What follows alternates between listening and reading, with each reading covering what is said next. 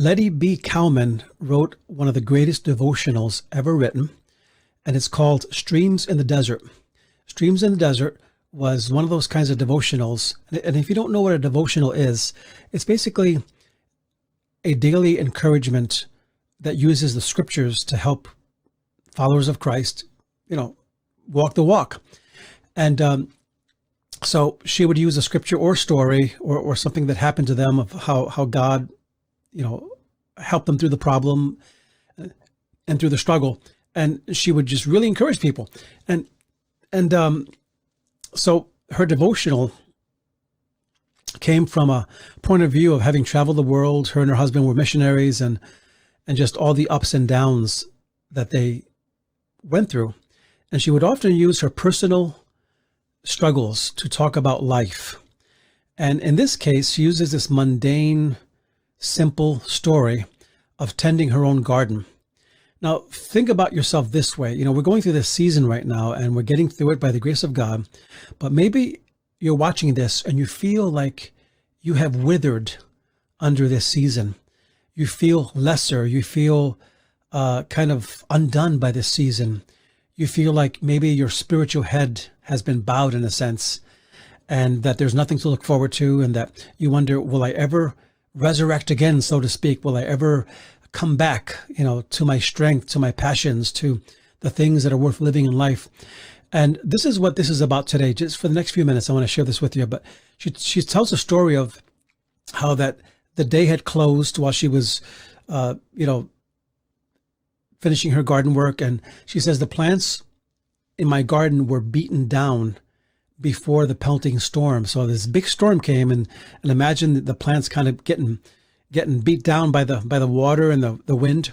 She says, I saw one flower that I had admired for its beauty and loved for its fragrance, and it was exposed to the pitiless storm. So this storm had no mercy on the flower, right? And maybe you feel like that in this season. The flower fell and shut up its petals and dropped its head. And I saw that all its glory was gone. I must wait till next year, she said to herself, before I see that beautiful thing again. And just to stop in the middle of the story, think about it this way. Maybe you're feeling that same way right now, that in a sense, your petals have closed and your head is bowed, and you're wondering, will I have to wait till next year to see anything great or anything exciting or anything worth living for? And the answer is absolutely not. I mean, we serve a big God. So how do we bloom again? Maybe that's a question we can ask it that way. How do we bloom again? Because we've been kind of hidden in a coal mine, in a sense, And the way she puts it in her story is this way: the weak must come into contact with the strong. And there is a scripture in the words of Paul in 2 Corinthians 12:9, where he says, power is made perfect in weakness. And imagine if you're a flower, and the storm comes, you're weak, you're vulnerable, you're feeble. In fact, what else in life could be more delicate, more fragile than a flower, more feeble against the raging storms? So there's a scripture that says, power is made perfect in weakness. Power is made perfect in weakness. And think about your life that way, that when something weak, which is you, comes into contact with something strong, that's when God begins to move. And she says this in the rest of her story, which I'll read right now. But let me just put it to you this way. She said, the night passed and morning came. The sun shone again, and the morning brought strength to the flower. The light looked at it, and the flower looked up at the light, and it held up its head again, and it opened its petals, and it regained its glory, and it seemed fairer than before. I wonder how it took place, she says, and this is her idea here that I'm sharing today. This feeble thing coming into contact with the strong thing and gaining strength. Think of how beautiful that story is. that something weak, like Paul said, right? His strength is made perfect in my weakness, right? Power is made perfect in weakness.